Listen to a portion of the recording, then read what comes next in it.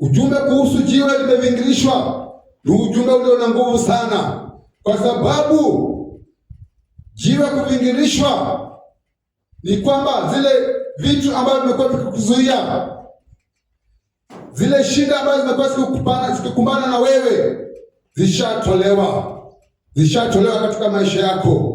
Mungu ashazitoa, kwa sababu lile jiwe ambalo lilikuwa katika kaburi ya Yesu ilibidi litolewe, lilikuwa linahitajika litolewe ili ya kwamba Yesu akaweze kufufuka. Kwa sababu lile jiwe kama lingezidi kukaa katika kaburi la Yesu, labda Yesu hangeweza kufufuka, kwa sababu jiwe lile lilikuwa kizuizi. Jiwe lile lilikuwa linazuia. Kama wewe siku hii ya leo kuna mawe ndani ya maisha yako ambaye anakuzuia kuendelea mbele, chochote ambacho unataka kufanya kinakosa kufaulu kwa sababu zile obstacle ambazo zinakuja katika maisha yako, zingine zinaletwa na wanadamu, zingine zinaletwa na shetani ili zikuzuie kuendelea mbele. Zinakubali tu ukae katika yale mazingara ulio ndani yake. Lakini siku hii ya leo neno la Bwana limekuja kwako ya kwamba jiwe limevingirishwa.